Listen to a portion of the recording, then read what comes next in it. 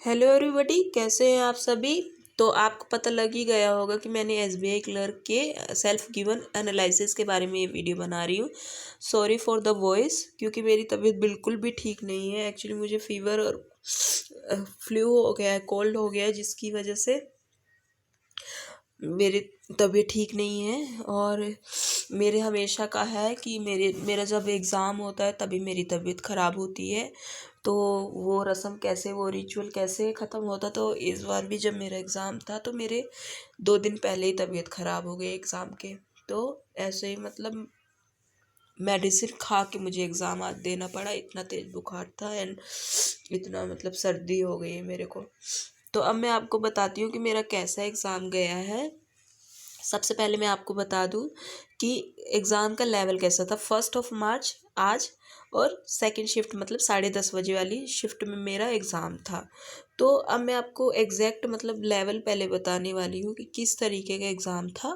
Section wise level में बताऊंगी कि कैसा एग्ज़ाम था, कितने मार्क्स तक इसमें आप लेकर आ सकते थे। Everything I will tell my attempts too. So सबसे पहले मैं आपको बता देती हूँ कि इंग्लिश का स्टार्ट करते हैं। पहला सेक्शन इंग्लिश का। तो उसमें एक आरसी आई थी अबाउट ब्लॉगिंग दैट। एक गर्ल थी, वो मतलब बुक्स पढ़ा करती थी एंड वो उसकी बुक्स की समरी निकाल के समराइज करके उन बुक्स को ब्लॉग किया करती थी। तो ये चीज़ था। एंड उसकी पॉपुलैरिटी का था कि मतलब लोग उसके ब्लॉग्स पढ़ा करते थे, जो भी वो समराइज किया करती थी, वेट किया करते थे उसके ब्लॉग्स का। तो ये था। एंड इसमें मैं आपको बता देती हूँ कि सेनोनम थे। सेनोनम में एक था सिमिलर मीनिंग में, एक था स्टार्ट, एक था वर्क, और एक और था शायद, मुझे अब अभी याद नहीं आ रहा है। तो मैंने वर्क का किया, स्टार्ट का किया था बिगिन। अकॉर्डिंग टू पैसेज मुझे बिगिन ही सही लगा। एक इस्टेब्लिश भी मुझे लग रहा था, पर इस्टेब्लिश अगर वहाँ पर इस्टेब्लिश्ड होता तो आई थिंक वो उसमें बैठता, लेकिन वहाँ पर इस्टेब्लिश था सिर्फ, तो इसीलिए वो इस्टेब्लिश नहीं बैठ रहा था बिगन, बल्कि बैठ रहा था उस पैसे उस लाइन से। एंड एक शायद फिलअप था, हाँ फिलअप था शायद एक। एंड ऐसे ही टोटल 10 क्वेश्चंस थे शायद आरसी के। पैराजंबल था। पैराजंबल का मैं बता देती हूँ कि सी से स्टार्ट हो रहा था मेरा, C B, I think last में ई था। और एग्जैक्ट अब मुझे याद नहीं आ रहा है, पर ये मुझे स्टार्ट और एंड का याद है कि सी से स्टार्ट हो रहा था, सी बी करके कुछ, और एंड ई से हो रहा था। तो ऐसे पैराजंबल था। और फिलिंग द ब्लैंक्स आए हुए थे कि ब्लैंक्स थे, उसमें फिल करना था, फिलर्स थे। एंड या और क्या था, हाँ वर्ड रिप्लेसमेंट वाले क्वेश्चन थे, जिसमें कि दो ऐसे वर्ड रिप्लेसमेंट वाले क्वेश्चन जिसमें नो रिप्लेसमेंट था, बाकी में रिप्लेसमेंट था। एक आया था जिसमें आपको, एक था सेनोनम और एक कमांड। दो ऐसे को जिनमें सिमिलर मीनिंग बिठा रहे हैं कि नहीं, ये वाला जो क्वेश्चन होता है वो आया था। तो सेनोनम का शायद ए और बी बन रहा था, एंड कमांड का मुझे याद नहीं आ रहा कि मैंने क्या टिक किया है, तो मुझे ये याद नहीं आ रहा है। तो ओवरऑल इंग्लिश का अगर लेवल कहूँ तो इंग्लिश में जो पैराजंबल था वो थोड़ा ट्रिकी था। ट्रिकी का मतलब ऐसे कि उसमें टाइम कंज्यूमिंग था, जिसमें टाइम लग रहा था चीज़ों को पढ़ने में और उसको सॉल्व करने में। और आरसी का एक दो क्वेश्चन ऐसे ऐसे थे जो टाइम कंज्यूमिंग थे, जो कि खुद से खुद एक क्वेश्चन कुछ ऐसे था जिसमें पैसे से हमें देख करके कुछ इन्फ्रेंस निकालना था कि क्या, कुछ ऐसे क्वेश्चन, वही एक क्वेश्चन मैंने छोड़ा है। ओवरऑल मैंने 29 क्वेश्चंस किए हैं। एक क्वेश्चन का मुझे आंसर नहीं पता लग रहा था, तो वो मैंने स्किप किया। तो मेरे इंग्लिश में 29 हुए। अब बात करते हैं क्वांट की। तो क्वांट का अगर मैं बताऊँ आपको, तो quant was quite not quite easy, it was in moderate side. Moderate side में थी क्वांट। क्वांट मॉडरेट साइड में इसलिए थी क्योंकि उसमें सिर्फ और सिर्फ 10 सिंप्लीफिकेशन के क्वेश्चन थे, 2 डीआई थी, बाकी सब 15 क्वेश्चन अरिथमेटिक के थे, no quadratic no number series. तो अगर कोई भी ऐसा एग्ज़ाम है जिसमें सिर्फ 10 सिंप्लीफिकेशन के क्वेश्चन और बाकी ना क्वाड्रेटिक इक्वेशन है ना नंबर सीरीज है, तो उसे हम टफर साइड पे ही देखेंगे। अब मैं आपको बता देती हूँ कि मेरे कितने अटेम्प्ट हुए हैं। तो मैंने 2 DI की एंड सिंप्लीफिकेशन के क्वेश्चन किए, बाकी अरिथमेटिक। तो ओवरऑल मेरे क्वांट में 26 क्वेश्चन अटेम्प्ट हुए हैं।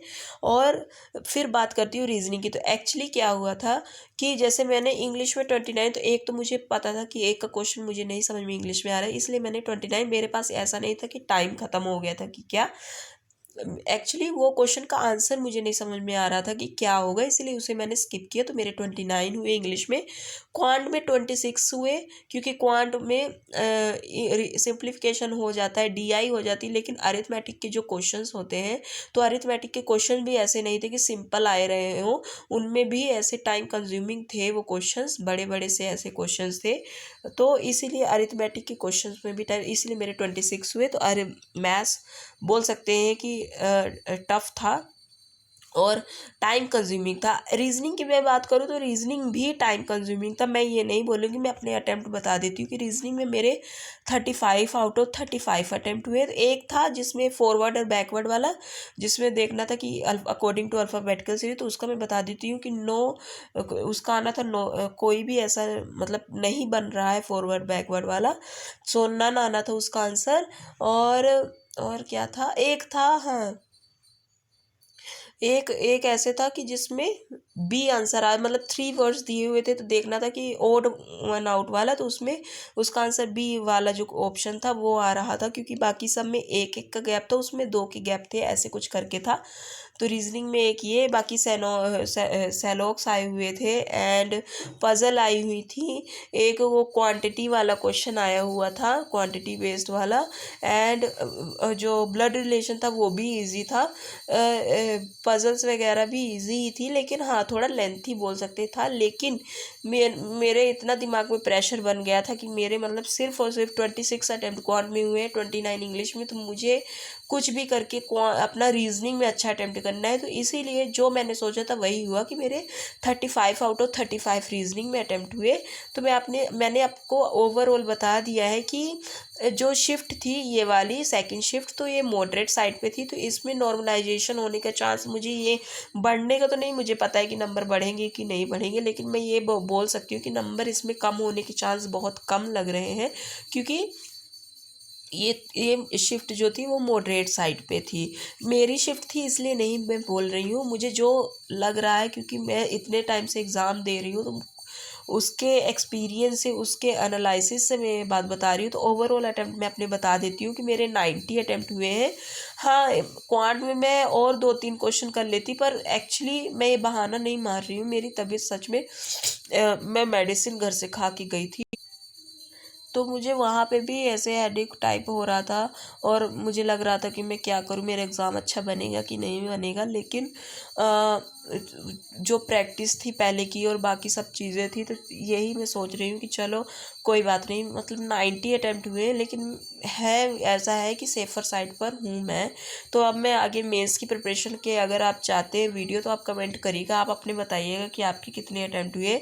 मैंने अपने बता दी, मेरे टोटल 90 अटेम्प्ट हुए हैं। एंड ये भी बता रही हूँ कि ये शिफ्ट टफ़र साइड पर थी। तो अगर आपके 80s की लाइन पर भी अटेम्प्ट हुए हैं, तो आपको टेंशन लेने की ज़रूरत नहीं। इवन 78 80 ऐसे भी अटेम्प्ट हुए हैं, तो आपको टेंशन लेने की ज़रूरत नहीं है। आप अपनी मेंस की प्रिपरेशन स्टार्ट करिए, क्योंकि कट ऑफ का हम नहीं बोल सकते हैं, वैकेंसीज भी अच्छी खासी हैं और लेवल भी एग्ज़ाम का टफ था। तो ऐसे में हम नहीं प्रिडिक्ट कर सकते हैं कि कट ऑफ क्या जाएगी क्या नहीं जाएगी। बस अपना कर्म करिए, और कर्म आपका ये बोलता है कि अब आप अपनी मेंस की प्रिपरेशन पर जुट जाइए।